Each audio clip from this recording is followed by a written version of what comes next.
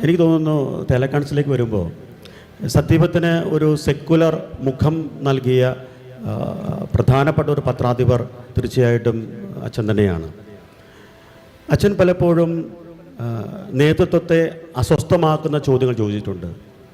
സഭാ സമൂഹത്തിൽ അസുഖകരമായ ചലനങ്ങൾ ഉറപ്പാക്കുന്ന ചില ചോദ്യങ്ങൾ സഭാ സമൂഹത്തിൽ ചോദിച്ചിട്ടുണ്ട്. അത് ചിലപ്പം സർവേയിലൂടെ ആകാം, അല്ലെങ്കിൽ തന്നെ എഡിറ്റോറിയലിൽ ചില നിരീക്ഷണം കൂടെ ആകാം. അപ്പോൾ തീർച്ചയായിട്ടും അത്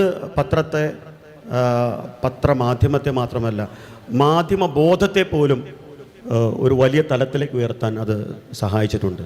തലക്കടച്ച പ്ലീസ്. പ്രിയപ്പെട്ടവരെ, ഞാൻ എഴുന്നേറ്റ് നിന്ന് സംസാരിക്കുകയാണ്. നിങ്ങളോടുള്ള ആദരവ് കൊണ്ട് മാത്രമല്ല, ഞാൻ വീട്ടുകാരനാണ് എന്ന വലിയൊരു ബോധം എനിക്കുണ്ട്. ഞാനൊരു അതിഥിയല്ല എന്നെനിക്കറിയാം. അത് വെറുതെ അവകാശം പറയാൻ വേണ്ടി ഇവിടെ വന്ന് അഹങ്കാരം പറയുന്നതല്ല. 38 കൊല്ലം സത്യദീപത്തിൽ ജീവിച്ച് അതിൽ പ്രവർത്തിച്ച ഒരു മനുഷ്യനാണ് ഞാൻ. ഒരു മനുഷ്യൻ്റെ ആയുസ് ഒരു പത്രത്തിൻ്റെ തലത്തിൽ സമർപ്പിച്ചുകൊണ്ട് വിശ്രമ ജീവിതത്തിലേക്ക് പ്രവേശിച്ച് മരണം കാത്തിരിക്കുന്നവനാണ് ഞാൻ.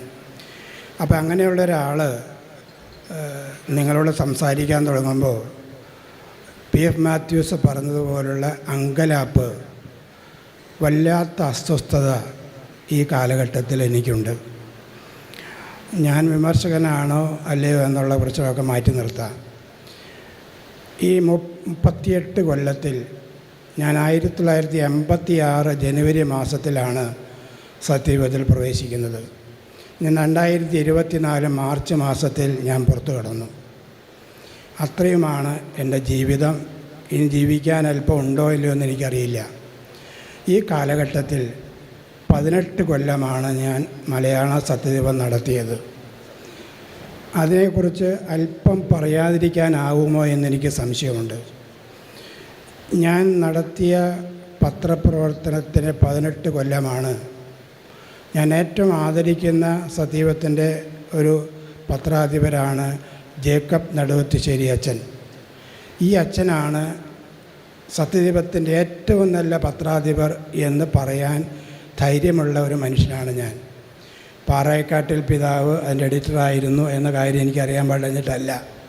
പക്ഷേ ജനങ്ങളോട് യുക്തിസഹമായി സംസാരിക്കാൻ നടുവത്തുശ്ശേരി അച്ഛനേക്കാൾ ബെറ്ററായ ഒരു ഭാഷാപ്രയോഗം ഏതെങ്കിലും എഡിറ്റർമാർക്ക് ഉണ്ടായോ എന്ന് ഞാൻ സംശയിക്കുന്നു.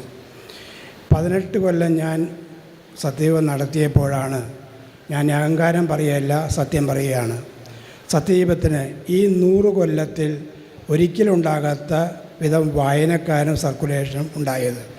അതെൻ്റെ മാത്രം മിടുക്കാണ് എന്ന് പറയാനുള്ള അഹങ്കാരമൊന്നും എനിക്കറിയാം.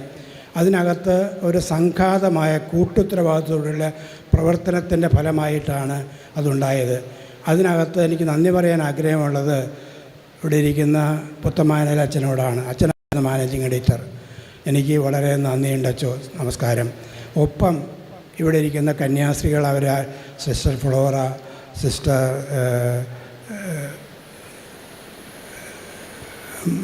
മോനിക്ക, ഇങ്ങനെയുള്ള നിസ്സാരമായ ആരും അറിയാത്ത കന്യാസ്ത്രീകളുമുണ്ട്. അവരുടെയൊക്കെ നിശബ്ദമായ ജീവിതത്തിൻ്റെ ഫലമാണ് സത്യദീപം നിങ്ങൾ മനസ്സിലാക്കണം. എന്തടിസ്ഥാനത്തിലാണ് ഞാൻ ഈ 18 കൊല്ലം പത്രം നടത്തിയത് എന്ന് ചോദിച്ചാൽ ഒറ്റ കാര്യമുള്ളൂ എനിക്ക് പറയാൻ. ഒരു വെളിച്ചമാണ്, ഒരു സത്യബോധമാണ്.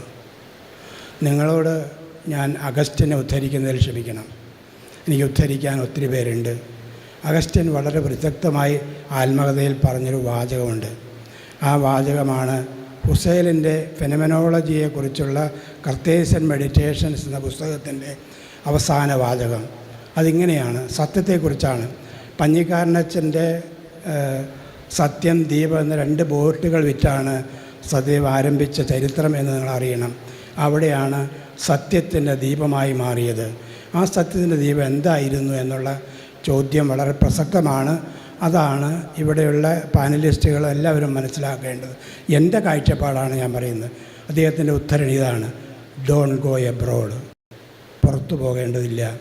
Return to thyself. നിന്നിലേക്ക് തന്നെ മടങ്ങുക. Truth dwells within you. പ്രിയപ്പെട്ട അവസാനത്തെ വാചകം ശ്രദ്ധേയമാണ്. സത്യം നിന്നിലാണ് കുടികൊള്ളുന്നത്. എൻ്റെ രക്ഷകൻ എനിക്ക് പുറത്തല്ല, എൻ്റെ വിമോചകൻ എനിക്ക് പുറത്തല്ല, അതെന്നിലാണ്. എന്നിലാണ് തിരിച്ചറിഞ്ഞ് എന്നിലേക്ക് മടങ്ങാനും അവിടെ സത്യത്തിൻ്റെ ഉരകല്ലിൽ വെച്ച് കാര്യങ്ങൾ ഉരയ്ക്കാനും, ജനങ്ങൾ എന്താണ് അവരുടെ വേദന, മനുഷ്യരുടെ വേദന, സങ്കടം, വിഹുലത, സംശയങ്ങൾ, ഇതൊക്കെ എന്താണെന്ന് അറിയാനുമുള്ള ഒരു തുറന്ന കണ്ണുമുണ്ടാകുക എന്നുള്ളതാണ് ഒരു എഡിറ്റർക്ക് വേണ്ട ഏറ്റവും വലിയ ധനം. അതുണ്ടെങ്കിൽ ഞാൻ സത്യദീപത്തിന് എഡിറ്ററായപ്പോൾ എഴുത്തുകാരെ ആശ്രയിച്ച് സത്യനിധി നടത്താനല്ല ഞാൻ ശ്രമിച്ചത്. ആശയമുള്ള ആളുകളുണ്ട്, ആഗ്രഹമുള്ള ആളുകളുണ്ട്, കോപമുള്ള ആളുകളുണ്ട്, വ്യത്യസ്തമായ നിലപാടുള്ള ആളുകൾ. ഈ നിലപാടുകളും അവരുടെ കോപവും അവരുടെ ആഗ്രഹങ്ങളും അവരുടെ സഹനങ്ങളും ഒക്കെ പറയാൻ അവർക്ക് കഴിയും. പറയാൻ സാധിക്കുന്നവന് പറയാൻ പറ്റുന്നത് പത്രത്തിൽ എഴുതാനും കഴിയണം എന്നൊരു കാഴ്ചപ്പാട് എനിക്കുണ്ടായിരുന്നു.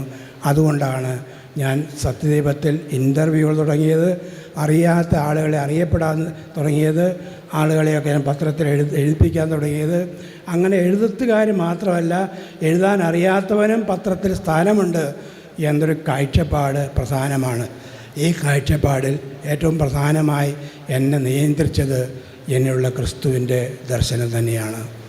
ഒരു കാര്യം സത്യസന്ധമായി ഞാൻ പറയാം, ഞാൻ ഡിഫെൻഡ് ചെയ്യാൻ, സംരക്ഷിക്കാൻ, എഴുതാനും അവകാശങ്ങൾ പറയാനും ഒക്കെ ശ്രമിച്ചത് ഒറ്റ കാര്യമാണ്: യേശു ക്രിസ്തുവിൽ വെളിവാക്കപ്പെട്ട മനുഷ്യദർശനം, a humanism that is revealed in Jesus Christ.